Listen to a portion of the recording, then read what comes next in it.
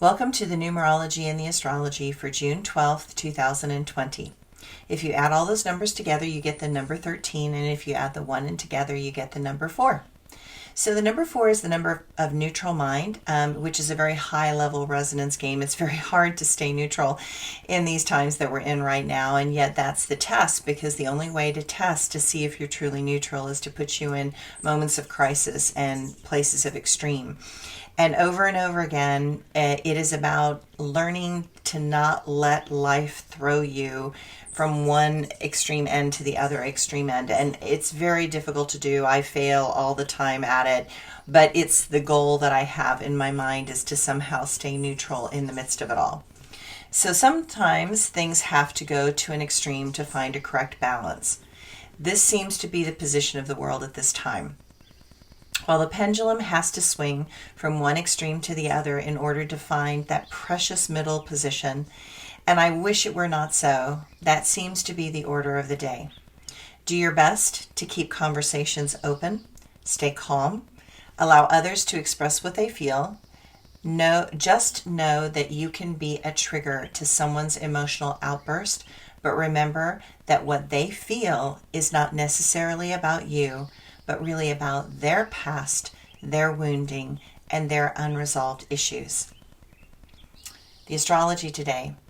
As we are in the shadow of a Mercury retrograde and in between a lunar and a solar eclipse, the miscommunication and upsets, I expect, will continue unabated for weeks. Back up your computer systems now. You never know what might happen in a week or so. Know that plans you are creating are probably going to be delayed. Don't get mad, get organized. Venus continues to be retrograde until June 25th, another indication that all thoughts you have about a plan are going to be delayed. It is going to give you a moment to rethink a few things, plans being number 1. The Sun-Mars square continues to agitate your senses to the point that you will want to scream. It is a test to see if you can manage anger.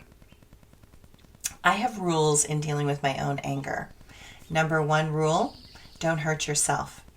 If you get so angry that you put your fist through a wall and break your hand, you just prove to yourself that anger is dangerous. And it is dangerous when it is reactive and gapped. But anger is supposed to be about boundaries. When someone overrides your boundaries, you will get angry. And if you tell them to back off and they continue to override you, that anger will escalate. First, notice where someone is overriding your boundaries. Speak up early and do not repress the need to get others to listen to your needs and feelings. Number 2 rule, don't hurt others. If you hurt others, the guilt will eat away at you and cause you karmic suffering for a longer time than the emotional expression that you use to lash out to others. Number 3 rule, don't destroy personal property of others, especially if it has value to others. Because again, there are consequences to destroying property. And remember, there are cameras now everywhere. The moon in Pisces is going to escalate the protesting and the emotional tone from Americans that have had enough. The moon conjuncts Mars in Pisces, and it will make people more irritable, violent, boastful, and tense. Know that illness that is related to stress will increase. Mars and Neptune are moving towards a conjunction, and it will tend to create situations that are going to hook people's emotions and push them towards violence if they are not listened to and their needs and wants addressed. Regular routines are going to continue to be upset.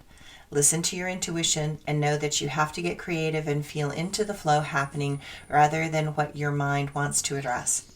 The emotional toll of the intense drama unfolding in this country is making people physically exhausted. Do not be upset if you cannot listen to the news one more time or if you need more sleep. Listen to your body, let go of idealism, and become mentally, emotionally, and spiritually aware. Without that better balance within souls, the violence is going to escalate. My quote for today: without love, this world will wither and die. All things need our love. How big is your heart? Can you love more than yourself? Can you love more than your family? Can you love all the creatures of this world? Your heart is amazing because it can constantly expand and include more and more. Your heart has limitless capacity to love. The only limits it has are the ones placed on it because of your mind.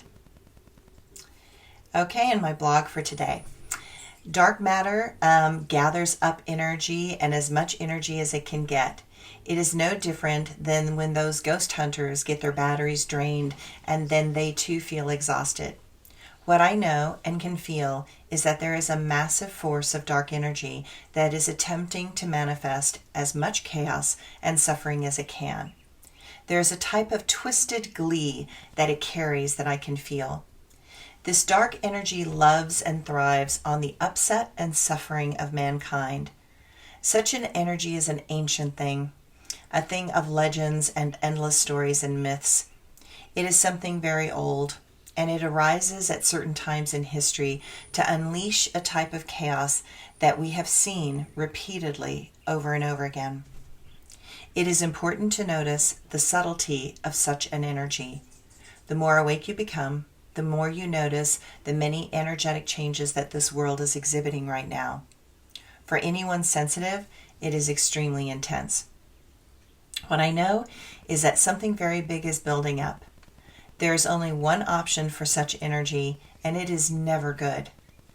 That is why for years I have been attempting to interrupt this energy by speaking up about it and working towards an awakening as many as I could to this extremely unusual occurrence that is manifesting.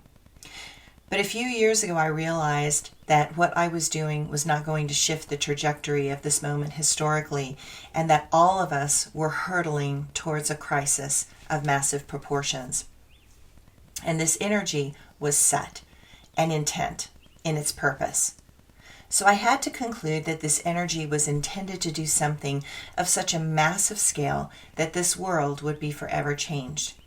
And whether we liked it or not, this energy was necessary, and we really did get a choice in the matter, and we really did not get a choice in the matter.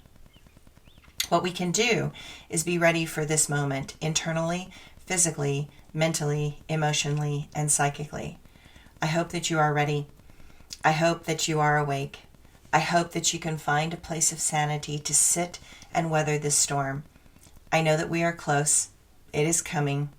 Let this storm clear out the dysfunction of humanity, and let the hatred be transformed into something that is constructive rather than destructive.